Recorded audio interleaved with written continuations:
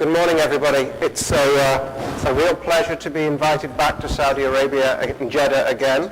This is my fourth time being here in 5 years, and and it's a real pleasure to be involved with everybody here. I come from Canada and involved in the gynecological oncology community, and I started residency with Dr. Sate. We started the first day many years ago, 1993, so however many years ago that is. That's like 23 years ago. So we've been together back and forth in residency. We did fellowship at the same time in different places, and we've joined together here. It's a real pleasure to be invited by Dr. Sate and by the scientific chair, Professor Hussein Bassamullah, and to see you all here. It's really a great pleasure to see the gynecological oncology community from Saudi. I'm currently the chair of the Royal College in Canada, and as the group we train our Canadian fellows, and it's amazing how we've trained the Saudi fellows. Nearly all of you are Saudi trained, which is a great amount of pleasure, and it makes us very proud in Canada that we have this connection together, and we grow and we educate together. It's very important.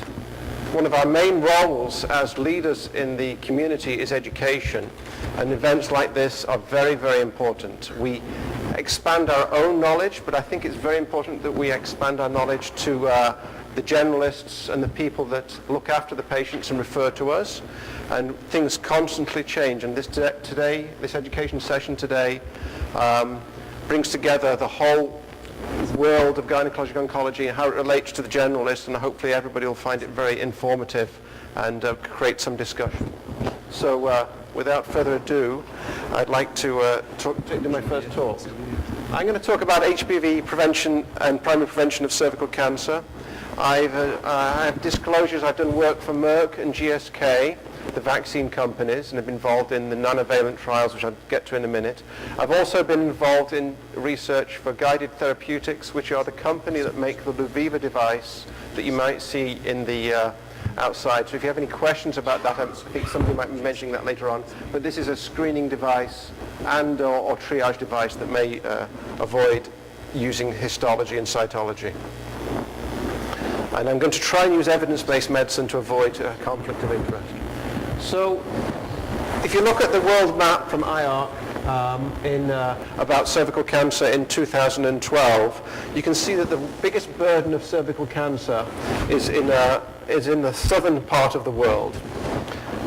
It is estimated that every minute a woman is diagnosed with cervical cancer, and there's 530,000 new cases a year. The volume of this is huge in places like India, sub-Saharan Africa, and Central and Southern South America. Canada and Saudi Arabia, in this scale, have less than 7.9 per 100,000 women, and so it isn't as big a problem. The difference between Canada and Saudi Arabia is that we have got there because we screen very well, and you have got there because of the practices of the country. You haven't had to screen, but it doesn't mean that it's not a problem. There still is disease there. We spent a lot of time discussing yesterday cervical cancer, management of cervical cancer. I've seen cases of cervical cancer here. So it is a problem here, and this is something that is theoretically preventable. If you look at these graphs, and this is IARC data again, and what you can see is that if I come over here, Canada is in green, and we've gone from sort of in 1980, we've come down to here where we're about 6 to 7 cases per 100,000 women, and that's with screening. USA, same sort of thing. Australia, same thing. If you go to countries where they don't have any screening, and they have westernized sexual practices, the rates are very high. But they're still coming down. In Colombia and Central America, it's coming down. Other places like India, it's coming down slowly, but it's still very high rates of cervical cancer. So if you don't do screening, you end up with very high rates. And that is where you could be if you don't do screening or you don't do primary prevention.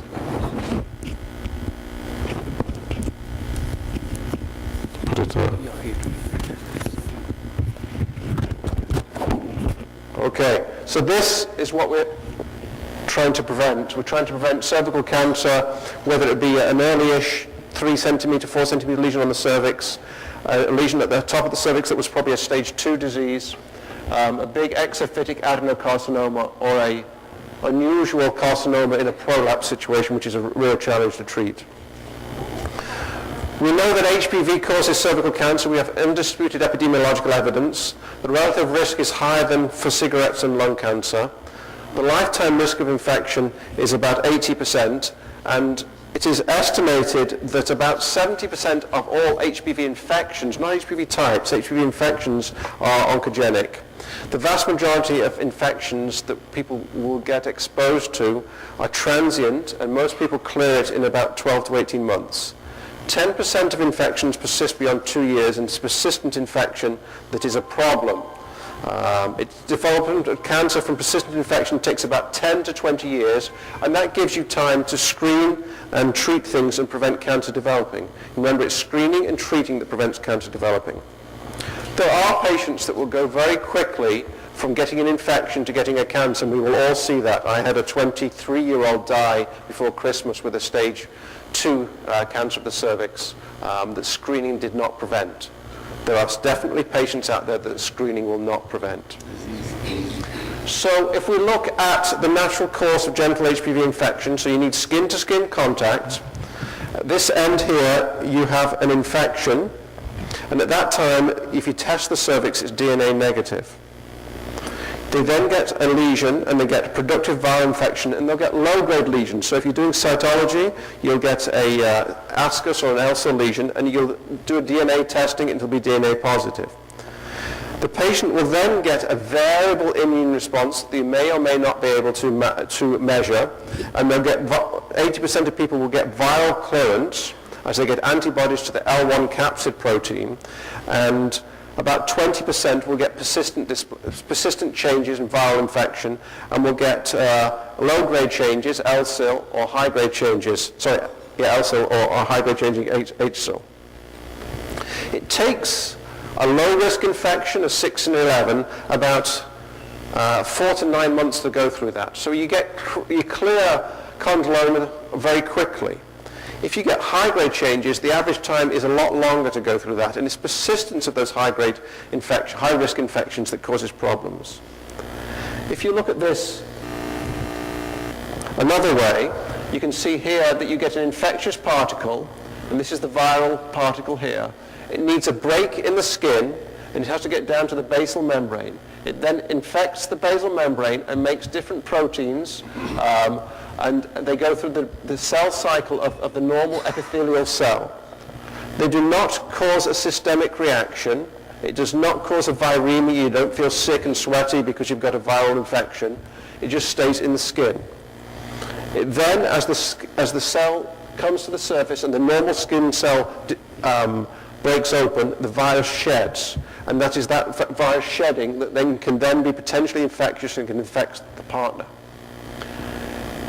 So if you just get an HPV infection, you get some minor changes, that's when a CAN1 type histological lesion is present. That can resolve on its own, and does resolve in young women about 90% of the time, in average about 60 to 70% of the time.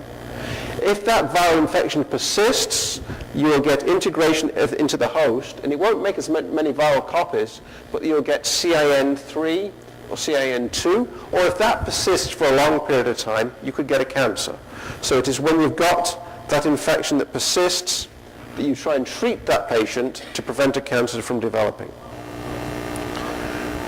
As I mentioned earlier, there's lots of types of HPV, but the primary ones that we are concerned about are 16 and 18. And if you look at global figures, 16 and 18 is responsible for about 70% of cervical cancer. If we add in HPV 45, we go to about 76%. HPV 45, similar to HPV 16, is responsible for glandular cancers. If you add in 33 and 31, we go to 84%. If you add in 52, 58, and 35, you go to 91%. So if you add in some extra types, they are more responsible for a greater proportion of cervical cancer, whether that be squamous cell cancers or glandular cancers. You can see that 16 and 18 are the biggest culprit in both types. So if you're going to prevent cervical cancer, there's three ways we can prevent cervical cancer. We can do primary prevention, secondary prevention, and tertiary prevention, where you've actually got a cancer and you're trying to prevent it from causing a problem. We don't really do tertiary prevention, but we will detect some cancers with our screening programs. Remember, breast cancer screening, you're actually detecting early cancers and trying to treat them to save people's lives. Cervix, we step back a step and we try and do secondary prevention. We're going to talk about that later today. But primary prevention, because we know we have an infectious cause for the disease, if we can give a vaccine to prevent that infection, we can do primary prevention. So that's this step here. So you stop the first infection, which stops dysplasia and stops cancer developing.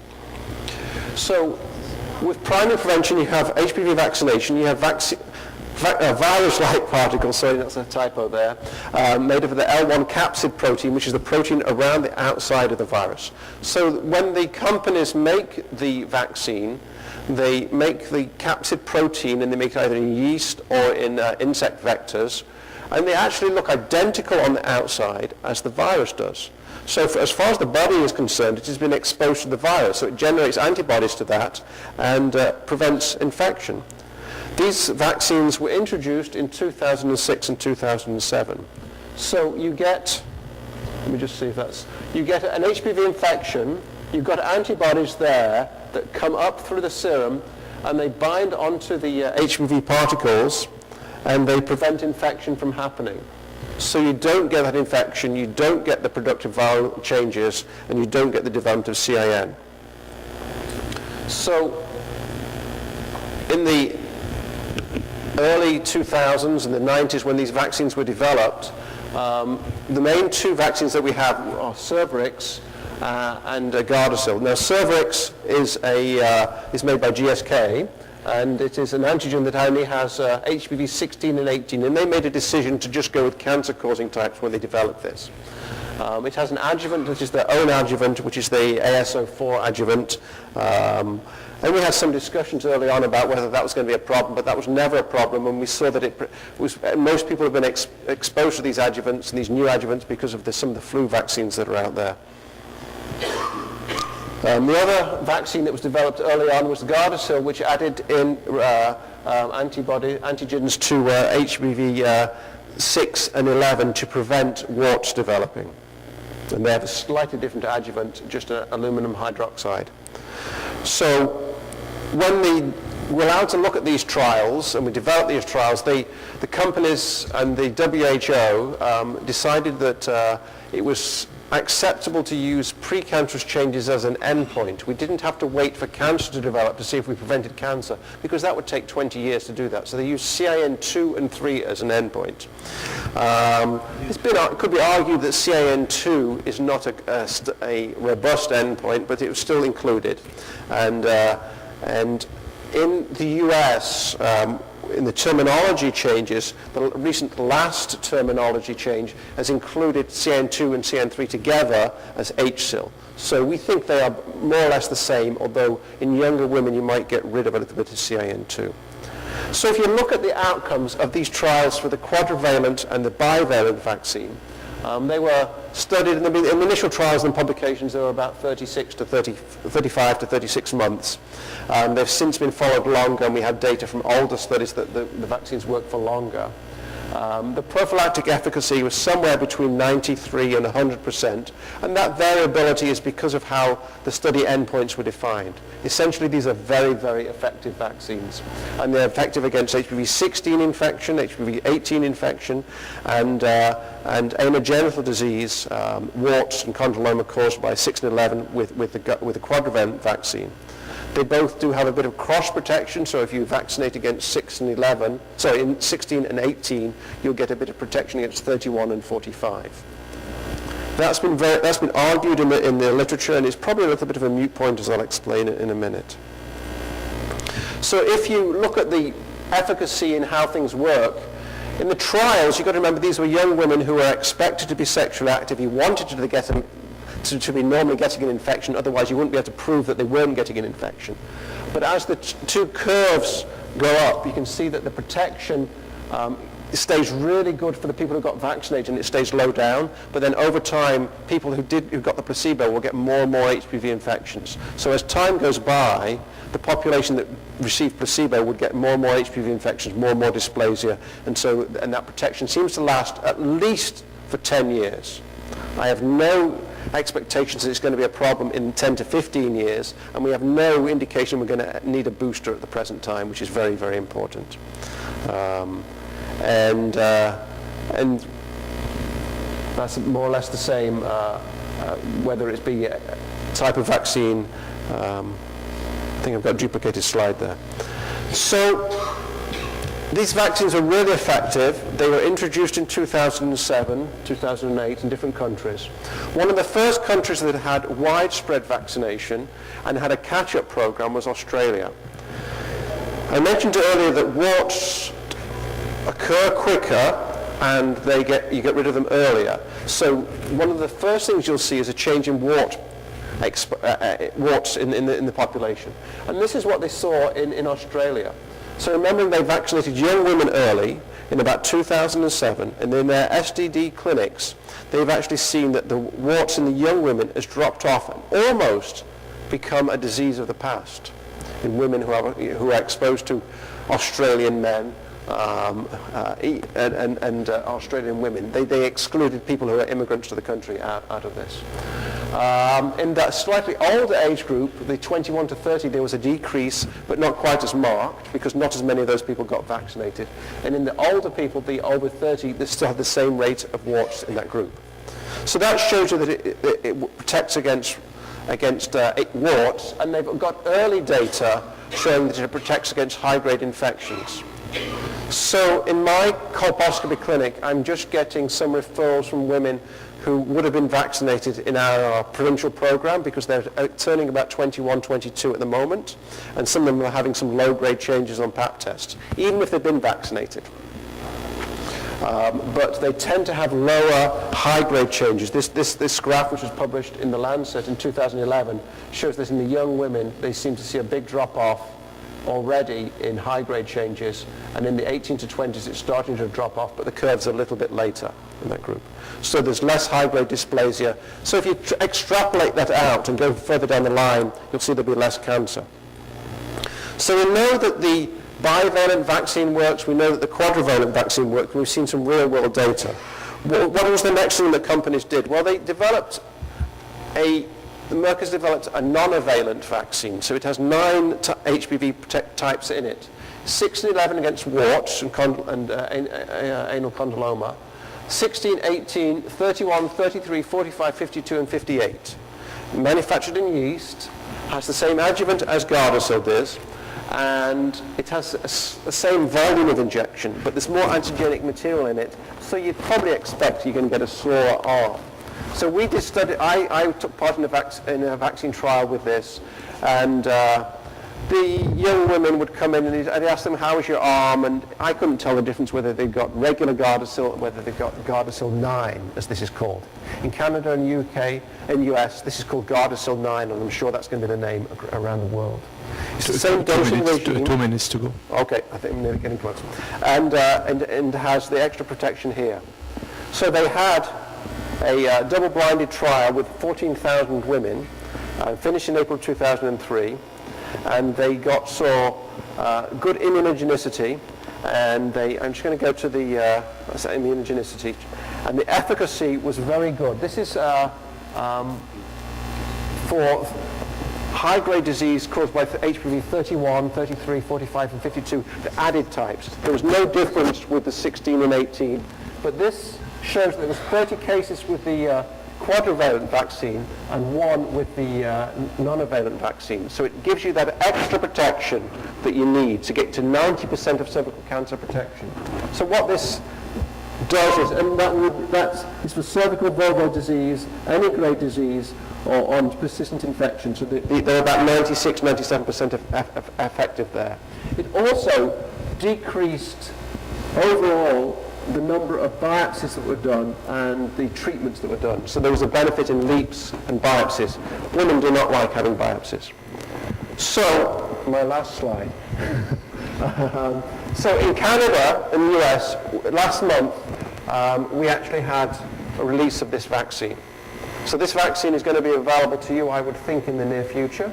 And hopes, and I think it's actually pushed, I've done a lot of work for Cervix, but I think it's really pushed them out of the market. This is going to cost about $10 more than Gardasil. And Gardasil 9, I've been writing prescriptions for Gardasil 9 for 2 months now.